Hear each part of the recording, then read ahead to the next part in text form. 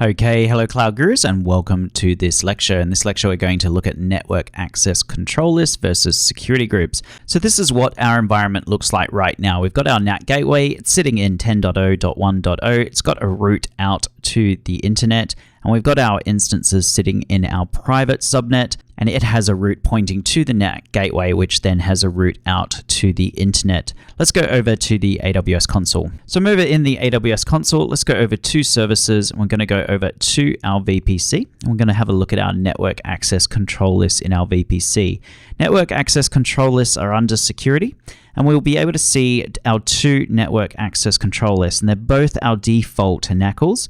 And one sits inside our custom VPC, one sits inside our default VPC, and they're associated by with two subnets and three subnets respectively. So to view our default NACL, just click on it and you'll be able to see inbound rules. And you'll see here we've got rule numbers. Now rule number 100 is for IPv4, because you can see the source in here. And rule 101 is for IPv6, and Amazon always recommend that you use increments of 100. So if you were to add another rule, you would add for IPv4 a rule number 200, or for rule IPv6, you'd add rule number 201. If you do want to make it so you can see it a bit better, just click on this icon in here. Our outbound rules has similar things. So rule 100, rule 101, these are our allow rules, these are our deny rules. So in order to go ahead and start using network ACLs, let's create a new network ACL. I'm going to call this My Web NACL. And we're going to select the VPC that it's going to go in. So I'm going to use the Cloud Guru custom VPC, and I'm going to go ahead and create it. Now, what do you think our new network ACL will look like in terms of its rules? If we click in here, you can see automatically the inbound and outbound rules is to deny everything. So we're going to deny everything by default. So remember that whenever you create a new network ACL, you're going to deny everything. Okay, so let's go ahead and test this. And we're going to test this by setting up a web page on our web server. So if we just go over to EC2, grab the public IP address of your web server. We just need to log into it and go ahead and install Apache and create a little web page. So I'm actually still SSH'd into my private database server, and you can actually just type in exit and then exit, and that will take you back to your web server. So you can see I'm now on a different IP address. I'm on 10.0.1.89. So I am on my public web server now. And I'll just type in service, HTTPD, and then status to see if it's in running. And it hasn't even been installed. So what I need to do is just type yum install, and then HTTPD, and then -yes. And that will go ahead and install HTTPD. Then we want to go, and I'll just clear the screen so it's easier to see. So we want check config, and then HTTPD, and then on. And then we want to run service, HTTPD, and then start. That'll start our service.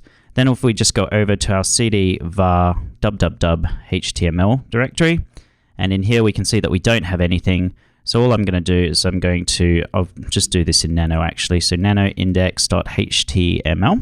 We're going to go ahead and create a little web page. So I'm just going to type HTML, and then header, and then hello Cloud Gurus. And then I'm going to end my header, and then I'm going to end my HTML. And there we go. So now all I'm going to do is exit. Yes, I'm going to save it and hit enter. And if we do ls, we can see our index.html. And if we cat our index.html, you'll be able to see the code inside it. So I'm back over in my calendar. If I just type it in here, I should be able to see our web page. So there we go. Hello, Cloud Gurus.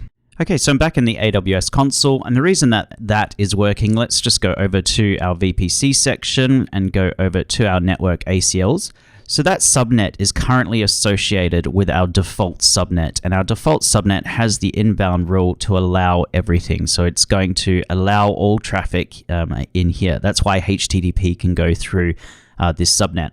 What we're going to do is we're going to move our subnet over to this network ACL, and then we're going to start experimenting. So if we just go into this network ACL, and what we can do is click on subnet associations. We can edit our subnet associations, and we're going to associate this subnet, so 10.0.1.0, to this network ACL. So I'm going to go ahead and hit edit. And now we can see that that is now associated with this subnet. If we click in here, we can go back over to our default subnet and have a look. And you can see now that it's no longer associated with our default subnet. It has now moved over to our web network ACL. And if I go back to my web page and I refresh, it's just, you can see down here it says connecting. It's just going to time out because currently we haven't set up this network ACL to allow HTTP traffic to come through. And you can see now it says this site can't be reached. So we are now no longer able to access that website. So how can we fix this? Well, we need to add some rules to allow us to be able to see HTTP. So we're going to click on Edit Inbound Rules, and we're going to start adding our rules. I'm going to start with rule 100, and they go up in increments of 100. And we're going to allow port 80 in from the source all addresses.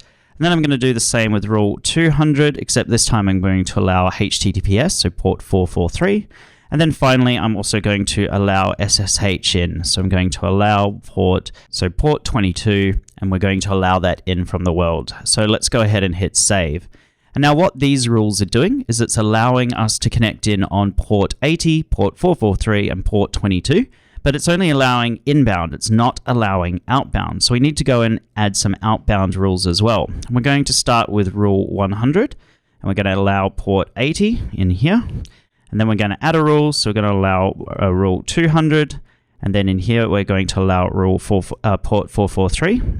And then in here, we're going to add our rule. So we're going to add a third rule. And this is where we add what's called our ephemeral ports. And I'm going to explain what they are in a second, but we're just going to type in here 1024 and then to 65535. So those are our ephemeral ports. I'm going to go ahead and hit save. So let's talk about what ephemeral ports are. So Wikipedia has a pretty good explanation here. It talks about ephemeral ports as short-lived transport protocol port for IP communications, and ephemeral ports are allocated automatically from a predefined range by the IP stack software. It then goes on to talk about servers. So it says on servers, ephemeral ports may be used as the port assignment on the server end of a communication. So this is what's happening on our web server. This is done to continue communications with a client that initially connected to one of the server's well-known service listening ports, so like port 80 or port 22, etc., etc. It says here that the allocations are temporary and only valid for the duration of the communication session. After completion or timeout of the communication session, the ports become available for reuse. Down here it talks about the different ranges to use for ephemeral ports. You might be wondering why we use the specific range that we use. And if you go over to the VPC documentation, I'll include a link to this in the resources section of the course. You can read about ephemeral ports in here. The reason we use the ports that we did is because a NAT gateway uses ports 1024 to 65535. So that's why we chose that port range. So now I'm back on my little website. If I hit refresh, we get our web page. So we have now associated our subnet to that network ACL, and we've gone in and added our inbound rules and our outbound rules, and we are now able to connect to that over port 80, and we can see here we are able to view our web page content. So I'm back in the VPC dashboard. In here we can see our inbound rules, and we can see what's happening. So the rules are being evaluated in order. So rule 100 is being evaluated before rule 200 and before rule 300, and that's the way it works. And then it denies everything else. So we're allowing in port 80, we're allowing in port 443, we're allowing in port 22, etc., etc. So what we could do is we could go in and edit our inbound rules, and we can go in and add a deny rule. So let's go in and add a deny rule for port 400. And I'm going to deny port 80, and I'm going to deny it to my specific IP address. So you can type what's my IP into Google, and it will give you your IP address straight away. So go ahead and copy that into your clipboard. I'm going to paste that in here, and then I'm just going to do /32, and I'm going to go ahead and change the allow to a deny, and we'll see what happens. So that is now denying my specific IP address through this security group. And so now I'm on my web page, and if I hit refresh, I can still see the page. So why is that? Well, rule 100 here is trumping rule 400. So rule 100 is allowing everything in on port 80. It's not denying my specific IP address, because my specific IP address is at rule 400. So you have to bear that in mind when you're So you have to bear that in mind with network ACLs. They're done in chronological order. So if you've got a deny, you have to have the deny before the allow. So I'm back here. Let's go ahead and edit our inbound rules. And we'll change this rule from rule number 400 to rule number 99. We'll go ahead and hit save. So now we've got rule number 99, which is denying my specific IP address, and then it's allowing all other IP address. And so if I go ahead and hit refresh in here, you can now see it says connecting, and it's going to time out because it is denying this specific IP address, but it's allowing all other IP addresses in. So this comes up an awful lot in the Certified Security Specialty exam. You need to understand how network ACLs work and how the rules work. And you can have a specific deny, but if you've got an allow before the deny, then that rule is not going to work. So you have to have a good understanding of that going into your exam. So before we go on to my exam tips, I just want to remind you of a few things we've learnt in this lesson. So when we created our VPC, a network ACL was created by default, and it's called our default network ACL. And every time we add a subnet to our VPC, it's going to be associated with our default network ACL. You can then associate the subnet with a new network ACL, but a subnet itself can only be associated with one network ACL at any given time. That being said, network ACLs can have multiple subnets on them. So I could go in here and I could go and add a new subnet association. So I could go and add this one. So we can have many different subnets associated with our network ACLs if we wanted. And then, of course, as soon as we do that association and as soon as we make any rule changes, those rules take effect immediately.